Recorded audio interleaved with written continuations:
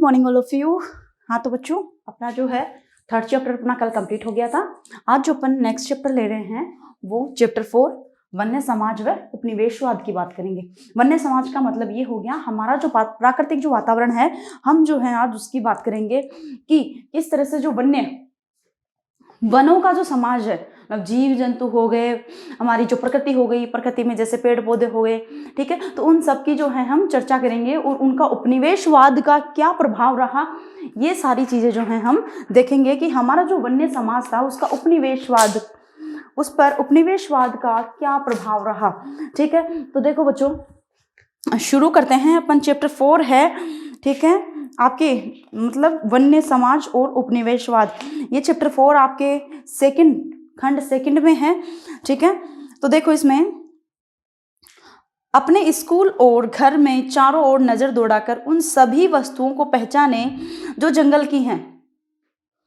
अब आप सोचोगे हमारे घर में तो ऐसी कोई चीज नहीं है जो जंगल की है, जबकि हमारे यहाँ पर जो जितनी भी चीजें जैसे टेबल हुई, जैसे जितना भी फर्नीचर है, वो जैसे अपन बात करें कागज, किताब का कागज, ये जो कागज है वो भी पेपरिन नामक एक वृक्ष आता है उससे बनता है। ठीक है, तो समझ में आई ये कागज भी किससे बनता है, जंगल के जो पेड़ है उन्हीं से बनता है। समझ में आई ये चीज। ठीक है, मेज कुर्सियां फर्नीचर हो गया पूरा। ठीक है, दरवाजे खिड़कियां सभी जानते हो लकड़ी के बने हुए हैं। वे रंग जिनके आप कपड़े पहने जाते हैं, मैंने ये जो जिस कलर का भी कपड़ा पहन रखा है, ठीक है, ये रंग जो बनते हैं वो भी किससे बनते हैं, वृक्षों से बनते हैं।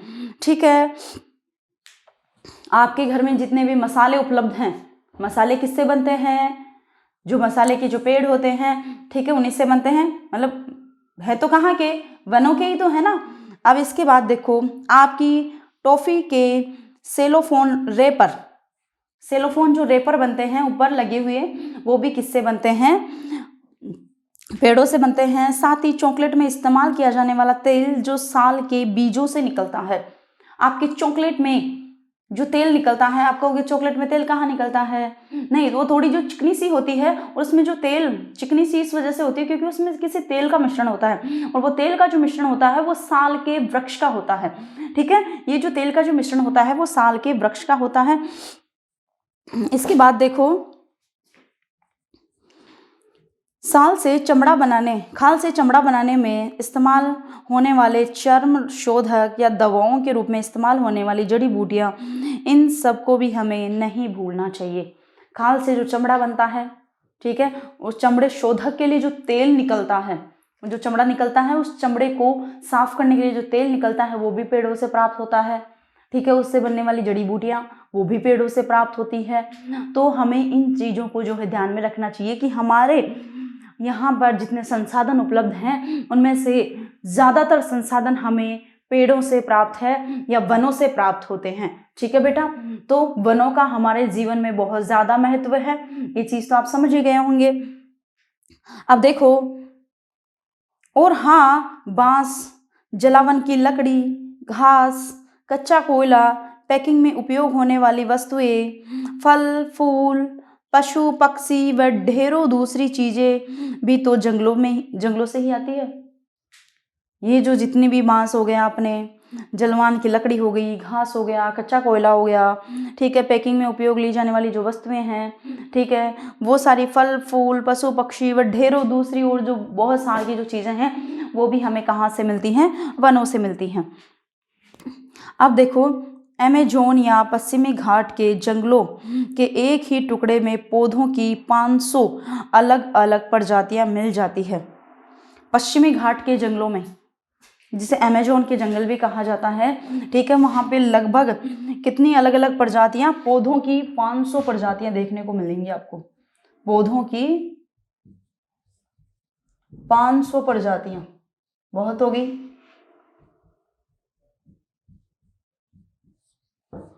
पौधों की 500 प्रजातियां वहां पे जो है देखने को आपको मिलेगी। यह विविधता तेजी से लुप्त हो जा रही है। अब देखो, ये 500 प्रजातियां हैं तो विविधता ही होगी ये एक तरह से, ये जो विविधता है वो तेजी से क्या होती जा रही है, नष्ट होती जा रही है। औद्योगिकरण के दौर में सन 1700 से 1995 के बीच में 139 लाख वर्ग किलोमीटर जंगल यानी दुनिया के कुल क्षेत्रफल का 9.3% भाग औद्योगिक इस्तेमाल, खेती बाड़ी, चरागाहों व ईंधन की लकड़ी के लिए साफ कर दिया गया। 1700 से 1995 तक की बात है ये, ठीक है, अभी से मतलब 25 साल पहले तक की, ठीक है। तो 139 लाख वर्ग किलोमीटर जंगल, ठीक है, यानी दुनिया के कुल कितने क्षेत्रफल, 9.3% का जो क्षेत्रफल था वो उद्योगों के लिए, खेती बाड़ियों के लिए, चरागाहों के लिए, ईंधन की लकड़ी के लिए जो है साफ कर दिए गए। मतलब इतने जो घने जो जंगल थे, इन जंगलों को जो है साफ कर दिया गया है। तो विविधता तो खत्म होनी थी, ठीक है, बहुत सारे जंगलों को जो है समाप्त कर दिया गया। ये जो आप चित्र देख रहे हो, ये देखो, ये छत्तीसगढ़ का एक साल वन है। साल, अभी आपको बताया था ना चॉकलेट में जिसका तेल आता है, ठीक है, वो साल के वृक्ष होते हैं। तो ये साल के वृक्षों का एक वन है। घना होने के कारण जंगल की सतह तक सूरज की रोशनी यहाँ कम ही पहुंच पाती है। इस चित्र में आप पेड़ पौधों की विभिन्न आकार और प्रजातियां देख सकते हो। इतना घना जंगल है कि सूरज की रोशनी भी जमीन पर नहीं पड़ रही है, ठीक है बेटा। अब इसके बाद देखो, वनों का विनाश क्यों हुआ। अभी अपन ने चर्चा की, 1770 से लेकर जो है 1995 तक कुल पृथ्वी के 9.3% भाग पर जो है जंगलों का सफाया कर दिया गया। तो ये वनों का जो विकास, ये जो विनाश जो हुआ वो क्यों हुआ, ठीक है। तो देखो, सन 1600 में हिंदुस्तान के कुल भूभाग के लगभग 6ठे हिस्से पर खेती होती थी। कितने हिस्से पर, 6वें हिस्से पर खेती होती थी, मतलब बहुत कम। आज ये आंकड़ा बढ़कर आधे तक पहुंच गया। आज ये जो आंकड़ा था वो बढ़कर कहां तक पहुंच गया, आधे तक पहुंच गया। मतलब आधे हिस्से पर खेती होती है और आधे हिस्से पर जनसंख्या रहती है। इन सदियों के दौरान जैसे जैसे आबादी बढ़ती गई, खाद्य पदार्थों की मांग में भी वृद्धि हुई। वैसे वैसे किसान भी जंगलों को साफ करके खेती की सीमाओं को विस्तार देते गए। अब देखो, औपनिवेशिक काल में खेती में तेजी से फैलाव आया। जब 1600 की बात थी, ठीक है, तो 1600 में जो कुल भूभाग था उसके 6वें भाग पर, 5 भाग तो खाली पड़े थे और जो 6वां भाग था उस पर खेती होती थी। लेकिन अब वर्तमान की अगर अपन बात करें, ठीक है, तो आज ये आंकड़ा बढ़कर कितना हो गया कि आधे लोग, मतलब पहले 5 हिस्से खाली रहते थे, अब सिर्फ आधा हिस्सा खाली रहता है और आधे हिस्से पर क्या होती है, खेती होती है, ठीक है। 6वें हिस्से से लेकर अब दूसरे हिस्से पर आ गई। समझ में आई ये चीज आपको। तो अब ज्यादा दूर में जो है खेती होने लगी। क्यों होने लगी, जैसे जैसे जनसंख्या बढ़ती गई वैसे वैसे खाद्य पदार्थों की मांग भी बढ़ती गई। अब खाद्य पदार्थों की जैसे जैसे मांग बढ़ती गई वैसे वैसे खेती करने के लिए जगह भी विस्तारित होती गई, ठीक है। किसान पहले 2 बीघा में मतलब जो है अनाज उत्पादन कर लेते थे, ठीक है, तो उसमें पूरे परिवार का भरण पोषण हो जाता था। अब जो है 10 बीघा में अगर अनाज बोते हैं तो भी पूरे परिवार का भरण पोषण नहीं हो पाता है, ठीक है। जनसंख्या बढ़ गई है, तो जैसे जैसे जनसंख्या बढ़ गई, खाने वालों की संख्या जैसे जैसे बढ़ गई वैसे वैसे अब खेती में जो है, खेती के जोतों में भी क्या होने लग गया, विस्तार जो है होने लग गया। अब देखो, औपनिवेशिक काल में खेती में तेजी से फैलाव आया। औपनिवेशिक काल कौन सा, 1600 से लेकर 1947 तक का जो काल था, 1600 से लेकर 1947 तक का जो काल था उसमें औपनिवेशिक काल वही था, क्योंकि ब्रिटिशर्स ने यहाँ पे अपना उपनिवेश बना रखा था भारत को, ठीक है। तो उसे ही अपन क्या बोलते हैं, औपनिवेशिक काल बोलते हैं। जो ब्रिटिशर्स थे उन्होंने यहाँ पर अधिकार कर रखा था, उसे ही अपन क्या बोलते हैं, औपनिवेशिक काल। तो 1600 में ईस्ट इंडिया कंपनी यहाँ पर आ गई थी। हालांकि उसने अपना जो शासन था वो जैसे धीरे धीरे 1757 में प्लासी के युद्ध के बाद में जो है धीरे धीरे विस्तारित किया था, लेकिन वो आ तो कब गए थे, 1600 में ही आ चुकी थी, ठीक है। तो देखो, ये अपना औपनिवेशिक काल था। अब देखो, and the valleys were full, जब घाटियां भरी पड़ी थी। देखो, एक जॉन डॉसन की पेंटिंग है। लाकोस जैसे देशज अमेरिकी आदिवासी समूह जो इन विशाल उत्तरी अमेरिका मैदानों में रहते थे का अर्थतंत्र अत्यंत वैविध्यपूर्ण था। वैविध्यपूर्ण आप देख रहे हो, विविधतापूर्ण था। ठीक है, वे मक्का उगाते, बीसन का शिकार करते और जंगली पौधों की खोज में रहते थे। ठीक है, मक्का उगाते थे, बीसन बीसन एक जानवर है, उसका शिकार करते थे और जंगली पौधों की वो क्या करते रहते थे, खोज करते रहते थे। अंग्रेज आबादकारों ने बीसनों के लिए एक विशाल भूभाग को खुला छोड़ना बेकार समझा। ये जो बीसन आप देख रहे हो, इसी को क्या बोलते हैं, बीसन बोलते हैं। तो इन्होंने ये सोचा कि बीसनों के लिए इतना बड़ा जो भूभाग है वो यूं ही पड़ा है, तो उसको उन्होंने छोड़ना बेकार समझा और 1860 के बाद बीसनों की बहुत बड़ी संख्या में हत्या की गई। 1860 के बाद में जो बीसन थे आप देख रहे हो चित्र में, बहुत सारे के बीसन हैं, तो इनकी क्या कर दी गई, हत्या कर दी गई। क्यों? क्योंकि अंग्रेजों का ये मानना था कि हमें इतनी बड़ी मतलब दूर में जो है बीसनों को इतनी बड़ी खुला जो भूभाग दे रखा है, विशाल जो भूभाग दे रखा है वो फालतू ही दे रखा है। ठीक है, तो उनकी क्या कर दी, हत्या कर दी। अब इसके बाद देखो, हाँ देखो, अपन बात कर रहे थे कि औपनिवेशिक काल में खेती में तेजी से फैलाव आया, तो अब इसकी कई वजह थी। अब देखो, औपनिवेशिक काल में ये भी आपको ध्यान में रखना है, ये इसी तरह से जो है क्वेश्चन बनेंगे आपके।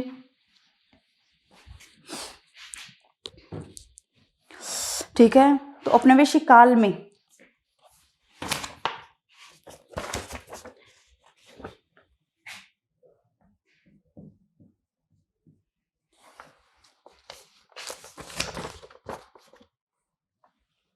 औपनिवेशिक काल की बात हो रही है।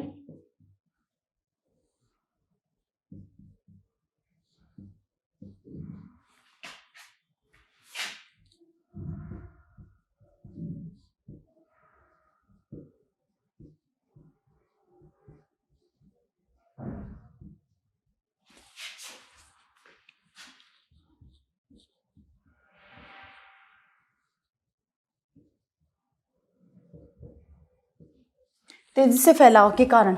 ठीक है, तो देखो कारण कौन कौन से थे। अंग्रेजों ने व्यावसायिक फसलों जैसे पटसन, गन्ना, गेहूं व कपास के उत्पादन को जमकर प्रोत्साहित किया। पहला रीजन क्या हो गया, अंग्रेजों ने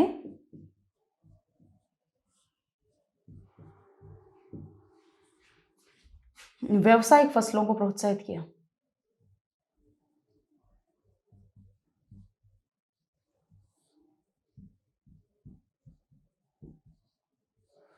फसलों जैसे कि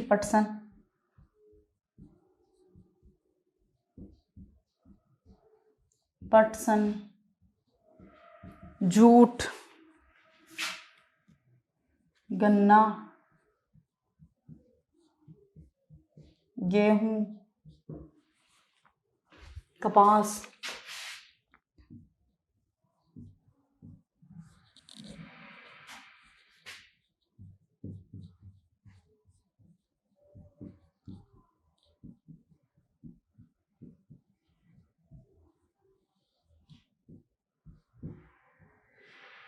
ठीक है। अब देखो इसके बाद में 19वीं सदी के यूरोप में बढ़ती शहरी आबादी का पेट भरने के लिए खाद्यान्न और औद्योगिक उत्पादन के लिए कच्चे माल की जरूरत थी। ठीक है, दूसरा, यूरोप में बढ़ती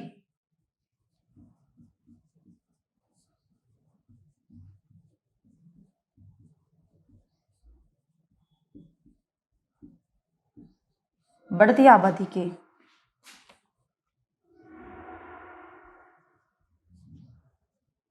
आबादी का पेट भरने के लिए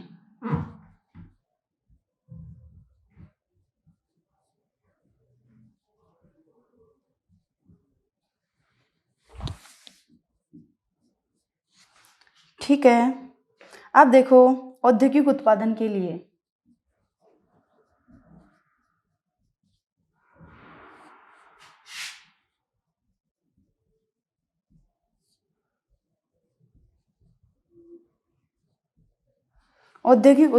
लिए कच्चे माल की जरूरत।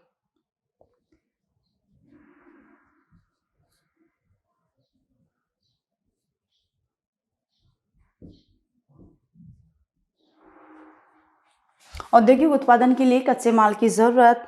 ठीक है, लिहाजा अब ये कारण थे औपनिवेशिक काल में खेती में तेजी से फैलाव क्यों हुआ। ठीक है, अंग्रेजों ने व्यावसायिक फसलों पटसन, जूट, गन्ना, गेहूं, कपास आदि को प्रोत्साहन दिया। ठीक है, इसके अलावा जो है यूरोप में बढ़ती आबादी का पेट भरने के लिए औद्योगिक उत्पादन के लिए कच्चे माल की जरूरत थी। कच्चे माल किससे मिल रहा था? ठीक है, खेती से मिल रहा था। ठीक है, अब देखो इसके बाद में बॉक्स फर्स्ट में देखो पहले इसको कंप्लीट कर लेते हैं, फिर उसके बाद बॉक्स फर्स्ट देखेंगे। लिहाजा इन फसलों की मांग में इजाफा हुआ। दूसरी वजह यह थी कि 19वीं सदी की शुरुआत में औपनिवेशिक सरकार ने जंगलों को अनुत्पादक समझा। 19वीं सदी की शुरुआत में औपनिवेशिक जो सरकार थी, मतलब जो ब्रिटिश सरकार थी, उसने जंगलों को अनुत्पादक समझा। उनका मानना यह था कि जंगलों से जो है किसी प्रकार का कोई उत्पादन जो है नहीं होता है, तो जंगलों को उन्होंने क्या समझा? अनुत्पादक जो है समझा। उनके हिसाब से इस व्यर्थ और बियाबान पर खेती करके उनके राजस्व और कृषि उत्पादों को पैदा किया जा सकता है। उनका ये मतलब था कि ये जो बियाबान पर खेती करने, व्यर्थ के जो बियाबान खेती करके उनके राजस्व में क्या की जा सकती थी? वृद्धि की जा सकती थी। मतलब उनका ये कहना था कि जंगलों को साफ कर दो और जंगलों की जगह पर जो है खेती करना शुरू कर दो।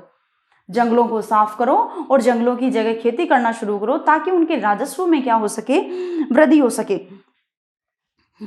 और इस तरह राज्य की आय में बढ़ोतरी की जा सके। और राज्य की आय में क्या की जा सके? बढ़ोतरी की जा सके। अब देखो यही वजह थी कि 1880 से 1920 खेती योग्य जमीन के क्षेत्रफल में 67 लाख हेक्टेयर की बढ़त हुई। अब देखो खेती में तेजी से फैलाव क्यों आया है? इसका फोर्थ कारण देखो आप है औपनिवेशिक सरकार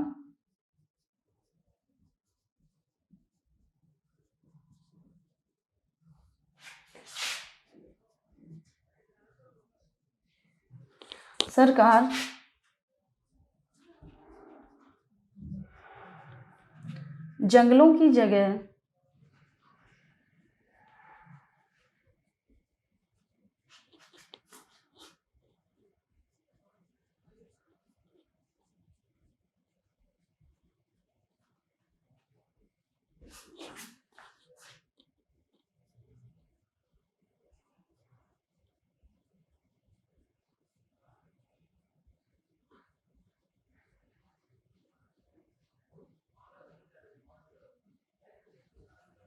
ठीक है, औपनिवेशिक सरकार जो थी जंगलों की जगह खेती करके राजस्व में क्या करना चाहती थी? वृद्धि करना चाहती थी। ये समझ में आई आपको? ये देख लिया 4 पॉइंट जो थे खेती में तेजी से फैलाव के जो है प्रमुख कारण थे। ठीक है, अब इसके बाद में देखो आप देखो इसी वजह से जो है 1880 से 1920 के बीच में खेती योग्य जमीन के क्षेत्रफल में 67 लाख हेक्टेयर की बढ़त हुई थी। ठीक है, अब देखो खेती के विस्तार को हम विकास का सूचक मानते हैं। खेती के विकास को हम मतलब जो है विकास का सूचक मानते हैं कि खेती में जैसे जैसे बढ़ोतरी होती जा रही है वैसे वैसे हमारा विकास होता जा रहा है। लेकिन देखो क्या है, लेकिन हमें ये नहीं भूलना चाहिए कि जमीन को जोतने से के पहले जंगलों की कटाई करनी पड़ती है। मानते हैं कि खेती से जो है विकास हो रहा है, खेती जैसे जैसे बढ़ती जा रही है वैसे वैसे विकास बढ़ता जा रहा है, लेकिन ये भी हमें ध्यान में रखना चाहिए कि खेती करने से पहले किसकी सफाई करनी पड़ती है? जंगलों की। खेती किस पे करेंगे? जमीन पे करेंगे। ठीक है, और जमीन कौन सी? जिन पर जंगल थे पहले, उन्हीं जंगलों को साफ करेंगे और उन्हीं जंगलों पर की जो साफ की हुई जो जमीन है उस पर खेती करते हैं। तो उससे पहले प्रकृति को नष्ट किया जा रहा है। ठीक है, अब देखो आप बॉक्स फर्स्ट में थोड़ा सा देख लो कि किसी स्थान पर खेती न होने का मतलब उस पर गैर आबाद होना नहीं है। यदि किसी स्थान पर खेती नहीं हो रही है इसका मतलब ऐसा नहीं है कि वहाँ पे आबादी नहीं है। जब गोरे आबादकार ऑस्ट्रेलिया पहुँचे तो उन्होंने दावा किया कि ये महाद्वीप खाली है। जब गोरे आबादकार का मीन जो अंग्रेज थे वो जब ऑस्ट्रेलिया पहुंचे तो उन्होंने ये दावा किया कि ये महाद्वीप क्या था? खाली था। वास्तव में ये आदिवासी पथ प्रदर्शकों के नेतृत्व में पुरातन रास्तों से इस भूभाग में प्रविष्ट हुए और लेकिन ये वास्तव में क्या था कि आदिवासियों का जो पथ प्रदर्शक, आदिवासियों ने जो वहां पे जाने का जो रास्ता बनाया था नेतृत्व में और पुरातन रास्तों से इस भूभाग में प्रविष्ट हुए। इसका मतलब ये था कि पहले वहां पे कोई रहता था, ठीक है, तभी तो ये वहां पे पहुंचे। ऑस्ट्रिया के विभिन्न आदिवासी समुदायों ने अपने स्पष्ट विभाजित इलाके थे। ऑस्ट्रेलिया के जो विभिन्न आदिवासी जो समुदाय थे उनके अपने स्पष्ट विभाजित इलाके थे।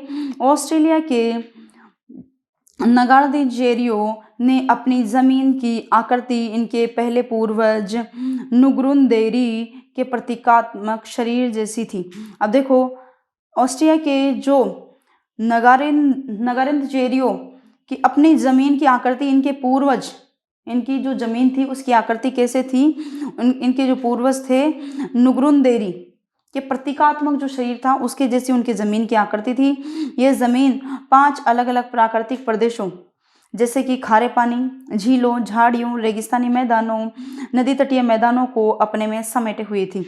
ये जो अलग अलग 5 जो जमीनें थी, प्राकृतिक जो प्रदेश थे, वो अलग अलग जो है मैदानों को अपने में समेटे हुई थी, जो अलग अलग सामाजिक आर्थिक जरूरतों को पूरा किया करते थे।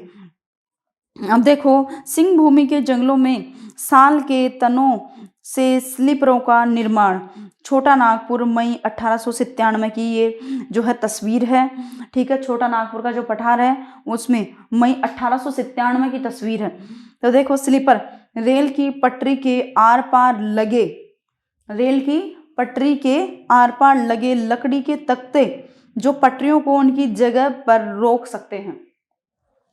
रेल आती है जिस पटरी पर, तो रेल की पटरी के सहारे सहारे पर जो है उनको लगाया जाता था ताकि वो पटरी है वो हिले नहीं, ठीक है। तो वहां पे क्या लगाए जाते थे, साल के बने हुए जो स्लीपर लगाते थे उनको क्या बोलते थे, स्लीपर बोलते थे, ठीक है। रेल की पटरी के सहारे सहारे पर साल के वृक्ष की जो लकड़ियां हैं वो लगाई जाती थी, ठीक है, ताकि वो पटरी क्या नहीं हो सके, हिल नहीं सके। उन्हीं को क्या बोला जाता था, स्लीपर बोला जाता था। तो ये सिंह भूमि जो कि एमपी में है, ठीक है, तो वहां का ये दृश्य था। अब देखो, इसके बाद में आप बात करेंगे अपन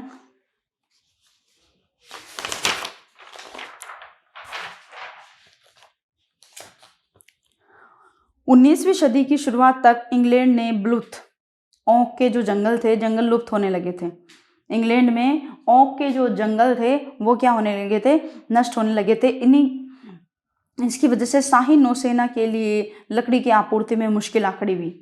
जो शाही सेना थी, ठीक है, उसके लिए लकड़ी आपूर्ति में क्या होने लग गई थी, संकट होने लग गया था, मुश्किल आने लग गई थी। मजबूत और टिकाऊ लकड़ी की नियमित आपूर्ति के बिना अंग्रेज जहाज भला कैसे बना सकते थे। अब नौसेना के लिए जहाज जरूरी है। नौसेना का मतलब आप जानते हो, जो पानी में रहती है सेना, ठीक है। तो अब जो था उनके लिए जहाज बनाना जरूरी था। अब जहाज किससे बनाए, जहाज लकड़ियों से बनेगा। अब तो लकड़ियां मजबूत होनी चाहिए, टिकाऊ होनी चाहिए, तभी जहाज बनेगा। और ओक की जो लकड़ियां होती थी वो क्या होती थी, मजबूत और टिकाऊ होती थी। लेकिन उनके जो जंगल थे वो तो अब क्या हो गए थे, समाप्त से हो गए थे।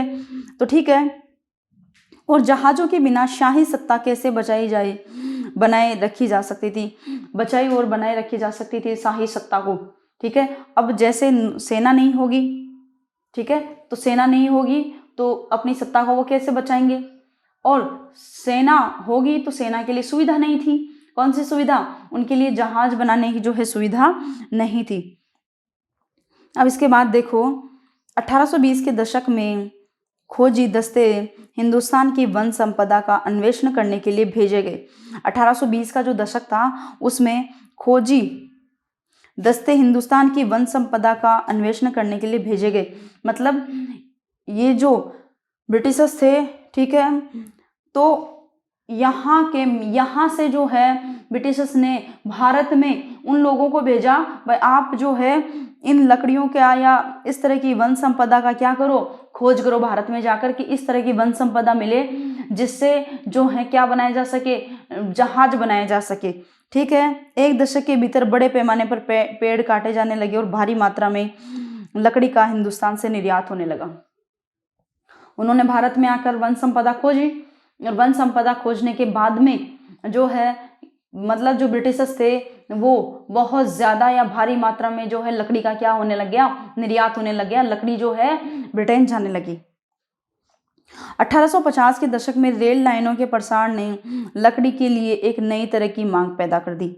1850 का जो दशक था ठीक है, उसमें रेल लाइनें बिछा दी गई थी और रेल लाइनों को स्थिर रखने के लिए जो है किसकी ज़रूरत थी, लकड़ियों की जो है ज़रूरत थी। शाही सेना के आवागमन व औपनिवेशिक व्यापार के लिए रेल लाइनें अनिवार्य थी। शाही जो सेना थी, मतलब ब्रिटिशर्स की जो सेना थी, उसके लिए आवागमन के लिए, उसके आने जाने के लिए, और औपनिवेशिक व्यापार के लिए, मतलब ब्रिटेन जो व्यापार कर रहा था, ठीक है, भारत से, उसके लिए उसको रेल लाइनों की आवश्यकता थी, रेल की आवश्यकता थी, क्योंकि मालगाड़ियाँ आती थी, मालगाड़ियाँ जाती थी। अब मालगाड़ियाँ पटरी पर ही आएंगी, पटरी पर ही जाएंगी, ठीक है, तो उसके लिए जो है उनको किस चीज़ की, रेल लाइनों की अनिवार्य था। इंजनों को चलाने के लिए ईंधन के तौर पर और रेल की पटरियों को जोड़े रखने के लिए स्लीपरों के रूप में लकड़ी की भारी जरूरत थी। इंजन पहले किससे चलते थे, ईंधन से चलते थे। वो इंजन पहले ईंधन से चलते थे, तो ईंधन के तौर पर रेल की पटरियों, ईंधन और रेल की पटरियों को जोड़े रखने के लिए स्लीपरों की जो है आवश्यकता होती थी। आपको बताया था मैंने स्लीपर अभी, ठीक है, कि रेल की पटरियां जो है वो एक दूसरे से जुड़ी रहे, साथ में ही जो है वो हिले नहीं, तो उसके लिए लकड़ी का प्रयोग जो है किया जाता था। तो देखो इसमें स्लीपरों के रूप में लकड़ी की भारी जरूरत थी, ठीक है, ये चीज समझ में आ गई। 1 मील लंबी रेल की पटरी के लिए 1760 से 2000 स्लीपरों की आवश्यकता पड़ती थी। 1 मील लंबी रेल की पटरी के लिए जो है 1760 से लेकर 2000 स्लीपरों की आवश्यकता पड़ती थी, ठीक है। तो लकड़ी की डिमांड जो थी, लकड़ी की जो मांग थी, वो बहुत तेजी से जो है बढ़ रही थी। ये कौन से काल की बात है, ये औपनिवेशिक काल की बात है। औपनिवेशिक काल का मतलब क्या हुआ, जब अंग्रेजों ने भारत पर अधिकार कर रखा था, ये उस समय की बात है, ठीक है। अब देखो इसमें भारत में रेल लाइनों का जाल 1860 के दशक में तेजी से फैला। भारत में रेल लाइनों का जो जाल था 1860 के दशक में तेजी से फैला। 1890 तक लगभग 25,500 किलोमीटर लंबी लाइनें बिछाई जा चुकी थी।